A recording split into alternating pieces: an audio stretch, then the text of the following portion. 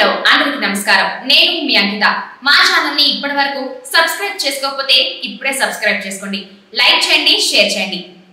నేను కొంతమంది జనాల్ని చూస్తుంటే సిరివెన్నెల గారు రాసిన మాటలు గుర్తుకొస్తున్నాయి. నిగ్గ తీసి అడుగు ఈ సిగ్గులేని జనాన్ని, అగ్గితోటి కడుగు ఈ సమాజ జీవోత్సవాన్ని. మారదు లోకం మారదు కాలం, దేవుడు దిగిరాని ఎవరు ఏమైపోని. మారదు లోకం మారదు కాలం. ఏమర్థమైందండి? రాజకీయ కలర్ పూసుకొని జనాన్ని దోచేస్తున్న నాయకులను వెనకేసుకొస్తున్న నీకు ఎంత చెప్పినా ఇంతేనేమో. నీకు నాయకుడు కావాల్సి వచ్చిందా?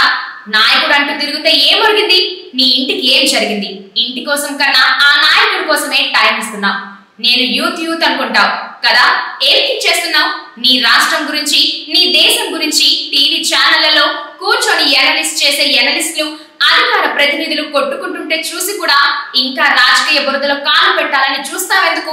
నిజం చెప్పు, నేటి రాజకీయాలు ప్రజలకు సేవ చేసేలా ఉన్నాయా? లేవు కదా. మండు టెండలో జెండా పట్టుకుని మోస్తూ ఉంటావు కదా, ఏమనిపించలేదా? ఒక క్వార్టర్ బాటిల్ 100 రూపాయల బిర్యానీ ఇస్తే మురిసిపోయే మనుషులున్నంత వరకు రాజకీయ నాయకులు ఇలాగే దోచుకుంటారు. ఎదురు తిరిగితే ఏసేస్తారు. చూడట్లేదా?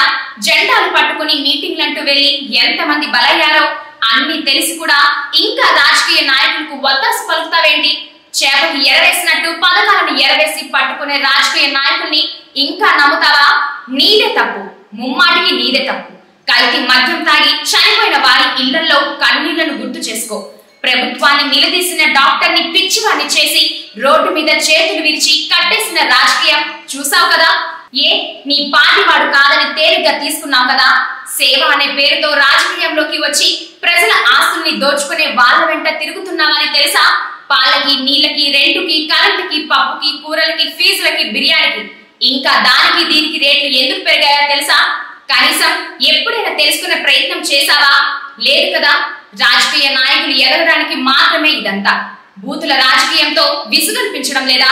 వినడానికి కూడా ఇబ్బంది పడే బూతులను సమర్థించుకునే మహానుభావులతో నువ్వు కూడా కలిసి తిరగడం ఏం బాగుంది చెప్పు? మనం ఇలాగే ఉంటే వాళ్ళంతా గజం భూమిని కూడా వదలరు. ఏ పార్టీకి ఆ పార్టీ తమ గొప్పలను చెప్పుకుంటూ ఉంటే అర్థం కావట్లేదా? ఆ స్కామ్, ఈ స్కామ్ అని వార్తల్లో విని అలాగని క్షణాల్లో మర్చిపోతున్నాం. కానీ దానివల్ల నీకెంత నష్టమో ఆలోచించావా? ఎవరి స్వార్థానికి డ్రగ్స్, ఎవరి ఆందోళనకి గంజాయి. ఒక్కసారి ఆలోచించు. ఒక సోకాల్ సెలబ్రిటీ బూతులు తిట్టాడని అరెస్ట్ చేస్తే ఒక రాజకీయ నాయకుడు అంటున్నాడు, ఏవో 4 బూతులు తిడితే ఇంతలా కేసులు పెట్టాలా అని. అదే నువ్వు తిడితే జైలు నుంచి బయటకు రాగలవా? అసలు కేసు పెట్టక ముందే కొట్టి చంపేస్తారు. నిజం కాదా? వాళ్ళు లోన్ తీసుకుని ఎగ్గొడితే ఏం కాదు. అదే నువ్వు 1 నెల ఈఎంఐ కట్టకుండా ఉంటే ఏమవుతుందో తెలుసు కదా. ఎదుగు బొదుగు లేకుండా ఇలాగే ఉంటావు. ఇంట్లో వాళ్ళేమైపోతే నీకేంటి కదు. ఇకనైనా కళ్ళు తెరువు బ్రో. వాళ్ళ స్వార్థం కోసం ఎండా కాని భుజానేసుకుంటావు. శ్రీశ్రీ అన్నట్టు నిజాన్ని తెలుసుకోకుండా గుడ్డిగా వెళ్తే ఏముంది? ఉంటాను బ్రో. మీ అంకిత, రవి రిపోర్ట్స్.